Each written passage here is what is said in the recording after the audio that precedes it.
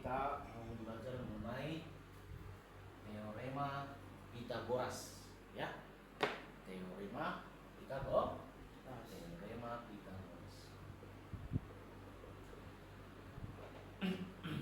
Nah, teorema Pythagoras ini sebenarnya sudah kita pelajari dulu di SD, tapi kita akan mengulang kembali, ya. Teorema Pythagoras ini menyangkut mengenai sisi-sisi pada segitiga siku-siku, ya. Sisi-sisi pada segitiga siku-siku, ya. Nah, ini saya anggaplah ini sebuah segitiga ABC. Segitiga ABC. Mana, ya, segitiga ABC ini memiliki sisi-sisi. Di depan sudut A biasanya sisi A, ya.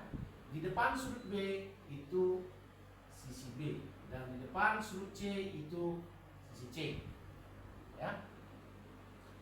Nah, ini untuk mencari berapa sisi miring, sisi tegak atau sisi datarnya, ya.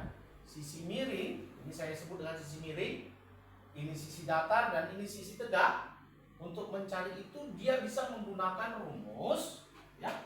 Bisa menggunakan rumus A kuadrat sama dengan B kuadrat, A kuadrat sama dengan B kuadrat ditambah C kuadrat untuk mencari sisi miringnya, ya.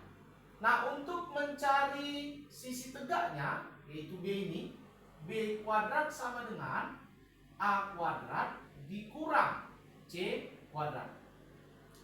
Sementara untuk mencari sisi datarnya, C kuadrat sama dengan A kuadrat dikurang B kuadrat. Inilah rumus-rumus untuk mencari berapa panjang sisi pada segitiga siku-siku menggunakan teorema Pythagoras. Ada pertanyaan sampai sini? Oke, Pak, saya mau bertanya. Bisa nggak kita rubah, Pak, ini huruf-hurufnya ini menjadi, misalkan ini di sini B, di sini C, di sini A, di sini misalkan C, boleh, nggak ada masalah, ya. Ini hanya pemisalan saja, ya. Boleh di mana? Yang pasti, ya, yang pasti sisi miring, saya singkat simir, sisi miring kuadrat yaitu ini sama dengan sisi tegak kuadrat ditambah sisi datar, saya singkat sidar, sisi datar kuadrat. Oke. Lalu untuk mencari sisi tegak yaitu B di sini, pada konteks ini dia B, sisi tegak kuadrat sama dengan sisi miring kuadrat dikurang sisi datar kuadrat. Lalu untuk mencari sisi datar, kalau di sini sisi datar sebagai C, sisi datar sama dengan sisi datar kuadrat sama dengan sisi miring kuadrat dikurang sisi tegak kuadrat. Inilah rumus-rumus untuk mencari panjang sisi-sisi pada segitiga siku-siku dengan menggunakan teorema Pythagoras. Saya ambil contoh, ya,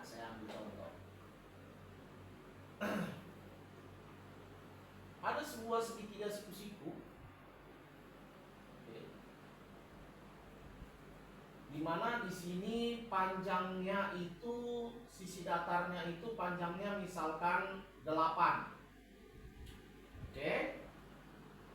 Sementara ini panjang sisi tegaknya itu, ya, 15. Pertanyaannya, berapakah sisi miringnya? Ya. Kalau kita lihat dari rumus itu, sisi miring kuadrat, saya anggaplah sisi miring ini sebagai A, ya.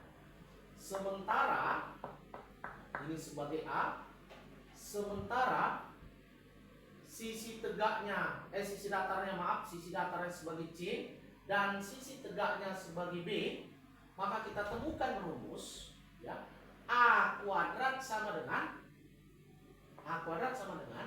B kuadrat ditambah C kuadrat. Berarti A kuadrat sama dengan B-nya berapa di sini? 15 dikuadratkan tambah C-nya 8 kuadrat. A kuadrat sama dengan 15 kuadrat itu sama dengan berapa? 225 ditambah 8 kuadrat sama dengan 64. Maka A kuadrat sama dengan 4 ditambah 5 9, 6 ditambah 2 8, 0 ditambah 2 2. Maka A pangkat 2 sama dengan 289. A saja, karena kita mau mencari A-nya ya. A saja akar dari 289. Akar dari 289 berapa? Ada yang tahu? Kamu tahu? Akar dari 289 itu adalah 17. Ya kan? Oke, akar kuadrat dari 289 adalah 17. Maka ini 17. Oke? Saya ambil satu contoh lain. Ini jadi 17. Oke. Ada seorang anak. Oke, namanya Rido, ya. Rido sedang berada di Sebanga. Ya, Rido berada di Sebanga. Atau berada di sekolah. Berada di sekolah. Ketika Rido berada di sekolah, dia bergerak ke timur. Bergerak ke timur.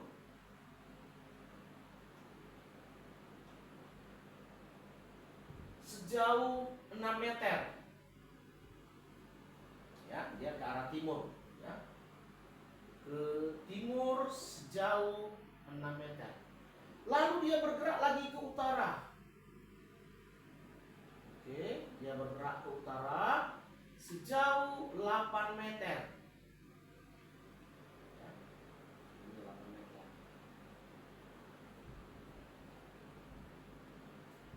Pertanyaannya, ke utara, ini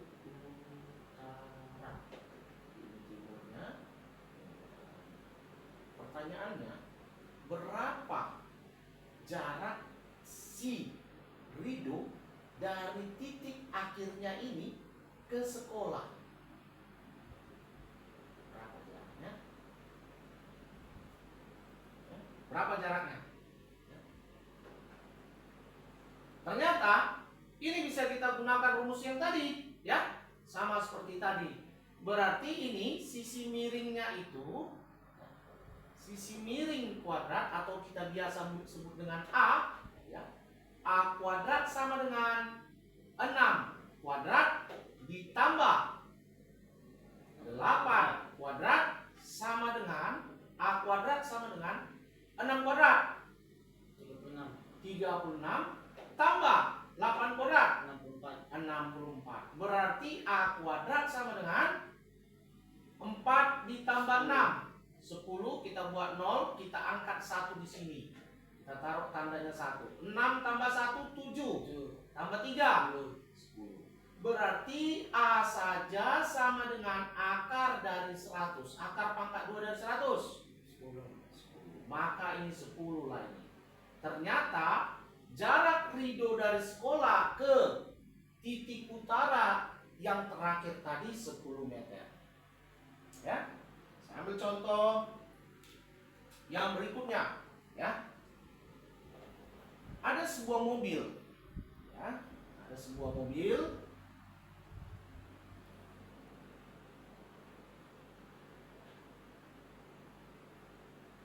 Nah, ini dia mobilnya.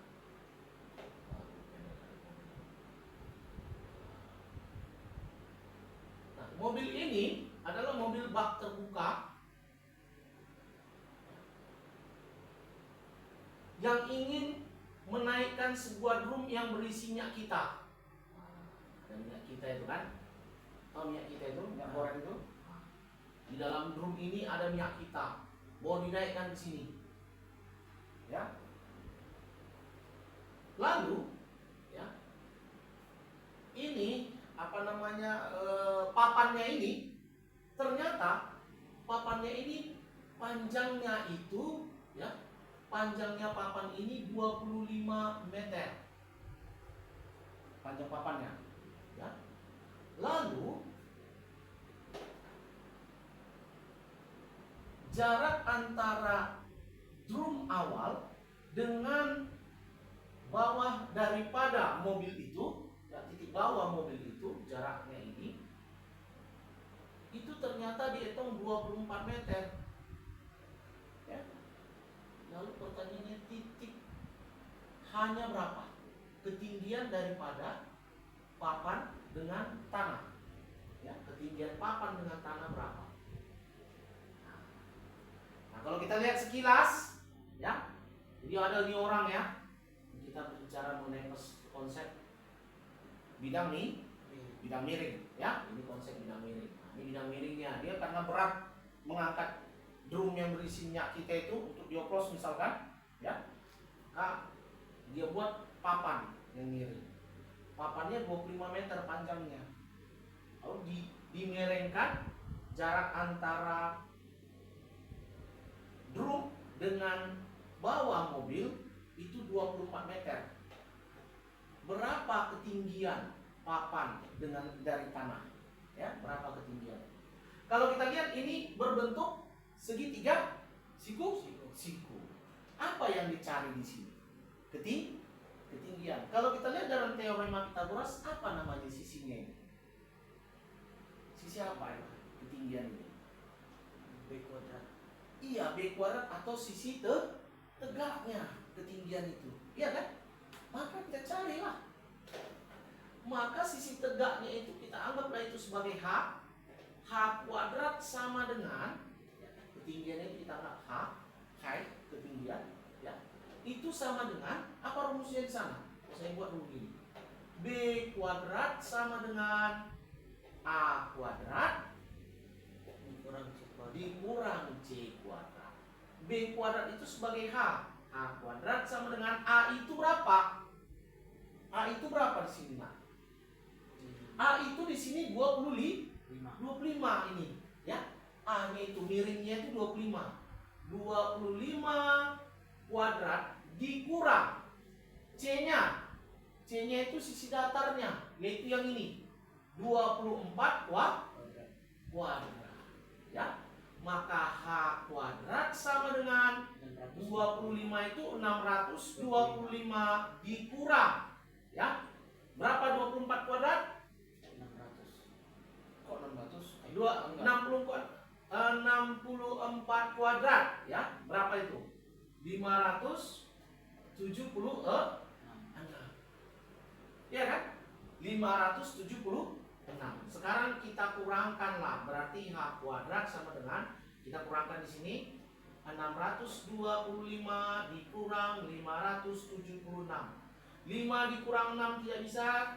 Kita ganti ini jadi 15, diambil dari sini ini jadi 11. Jadi 1. Ya. Kita kurangkan 15 kurang 6 itu sama dengan 9. 1 dikurang 7 tidak bisa, kita ambil dari sini ini jadi 5, ini jadi 11. 11 dikurang 7 4. Oke? Maka H kuadratnya itu adalah 49. Ya. H saja itu H kuadrat. H saja, ya. H saja sama dengan akar kuadrat dari 49. Berarti hanya berapa akar kuadrat dari 49? Inilah dia. Oke? Ada pertanyaan? Ada. Baik. Sebelum kita masuk ke contoh-contoh berikutnya, sedikit Bapak mau memberitahu bahwasanya untuk mencari teorema Pythagoras ini, ya, untuk mencari sisi-sisi pada siku-siku sebenarnya ada cara yang lain yang disebut dengan triple Pythagoras. Ya, triple Pythagoras. Di mana triple Pythagoras ini banyak, cuman yang biasanya keluar yaitu angka 3, 4, 5, ya. Kemudian setelah itu 5, 12, 13, kemudian ada angka 7, 24, 25, ada angka lagi 8, 15, 17. Ini angka-angka yang biasa keluar dalam soal-soal matematika maupun soal-soal fisika, ya. Ini angka-angka yang biasa keluar. Dan dari semua angka itu yang biasa keluar itu ini. Nah, ini 3, 4, 5. Oke? Nah, apa fungsinya ini, Pak? Kita pelajari untuk mencari ini semua tanpa menggunakan teorema Pitagoras. Contoh, misalkan tadi kita sudah masuk ke ini, ya. Ini tadi 8, 15. Kita mau mencari 17. Lihat saja angka di sini. Ada 8, ada 15. Berarti kawannya 17. Tanpa kita cari pun kita sudah tahu. 17. Oh, saya nggak usah cari kayak gini lah. Langsung aja 8, 15. Oh, ini 17. Langsung masukkan 17. Oke? Nah, sama seperti ini tadi. Ya? Nah, ini tanpa saya cari nih. Berapa ini ya? Ada 24, 25. Ini saya nggak tahu nih. Hanya berapa? Maka kita lihat. Ada 24, 25. Mana di sini? 24, 25. Berarti kawannya 7. Ini dia. Ya? Ah, satu lagi nih. Ah, ini lain lagi ceritanya. Ya? Kalau ini ada 6, ada 8. Pak, di sini nggak ada 6, 8. Oke. Ini ada biasanya dengan angka kelipatan. Ya, kayak 3, 4, 5 ini. Kalau kita lipat dia kali 2, ya, maka 3 kali 2 berapa? 6. Ya. 3 kali 2 6. Ya. 3 kali 2 6. Kemudian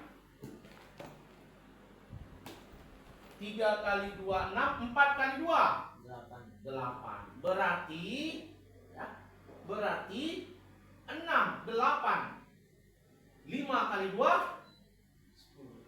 6, 8. Sudah ada di sini, Pak, 6, 8. Berarti langsung saja lah kita tulis di sini 10. Oke?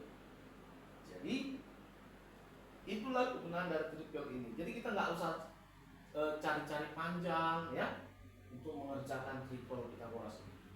Sampai sini ada yang mau bertanya? Nggak ada, ya.